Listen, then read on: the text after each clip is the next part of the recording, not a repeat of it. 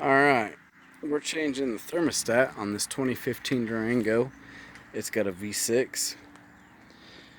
Thermostat is actually located right here, right below the driver's side cams. To get to it, you only have to take off this cover, which goes right on these points here and there. You just pop that up and off. It has no connectors at all.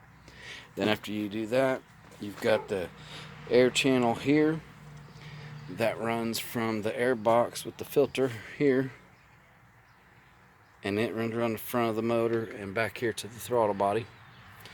You've got a hose clamp there, hose clamp here. This little connector here, you pull this red pin back and then squeeze that and it'll pull right out. Only other thing is this hangs on to a little metal bracket that hangs off of it on that, so you have to slide that off. Pull that air duct out of the way, and then you've got full access to this right here. It's got 2 bolts in it, one at the top and the bottom. They're both 10 millimeters. Got a hose clamp here. Got to be a pair of channel locks like this. Squeeze that together until this tab touches this, and then you can move that all around there. Pull it back, pull this off, slide it up here behind the brake line, and then take that out. Reassembly is exactly the same way. Now you're going to want to watch, there's a rubber seal goes between there. When I just took this one apart, the rubber seal was stuck on that part that stays. So I had to pull the rubber seal off because the new one comes with the rubber seal.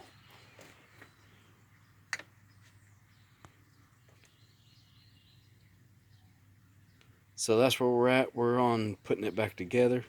If I put this in, I took this hose clamp, and as you can see these black lines over here, this was up on top. I turned it down about 90 degrees just to give it a new area to hold on to on this hose. Now, another thing I would tell you is when I took this apart, this bottom bolt down here was really rusty, which is a good sign that that seal had failed, because the way this is made, no water should ever be able to get to those bolts because the seal rides right here in this little groove. So if you got a rusty bolt, or as you can kind of see, yep, you can see it in there, there's rust in there. That means water has been seeping out of the bottom of this, because this set in here just like this one. So this is the bottom bolt, lots of rust on it. That means it was failing. So now we put everything back together, and we'll show you that here in just a second. Okay, real quick, I found the rubber seal out of the old one. That's what it looks like. So when you take that off of there, if that hole up there still looks like this, you need to take this off. Get rid of that. Now, here's the air dam. 1 hose clamp, 2 hose clamps. That's the little metal bracket this piece right here slides onto, and then this goes right in here. We're going to do that real quick.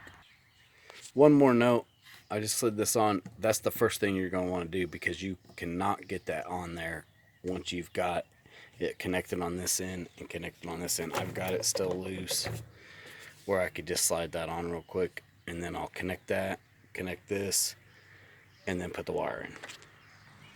One more thing, this air duct, it has the hose clamp there and the hose clamp there. It also has down underneath here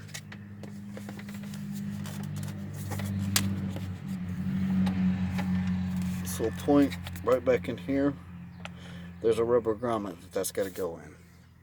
So when you line that up, after we've gotten everything else in, push down, it ought to seat just like that. Now it's nice and tight. Then we can tighten up the hose clamps. We can go ahead and put this wire back in,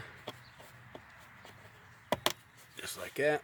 Push the red tab back down. Now it's locked. So when you take it out, you gotta pull that tab out, and then it'll just pull right out. But push that on nice and tight, lock that tab down, now it won't come off. You just gotta tighten this screw up, put the cover back on, and we're done. Pretty simple. Alright. By the way, these are a straight blade screwdriver, or an 8mm will fit right on there. Same as your battery connection on most vehicles. Same thing back here, straight blade or an 8mm. This one I do recommend using a socket and ratchet, because you've got the firewall comes up and curves around, and this is actually back underneath that a little bit. It's hard to tell from here, but a screwdriver will not fit very well. So there's that part back in, and then we set this in. This lines up right here with your oil fill, and then you got some cutouts around here. Once you got it lined up, you just pop that down, pop that down. That's tight. This little cover goes right back in here, and we're back together and done. Pretty simple. All put back together, this is what it looks like.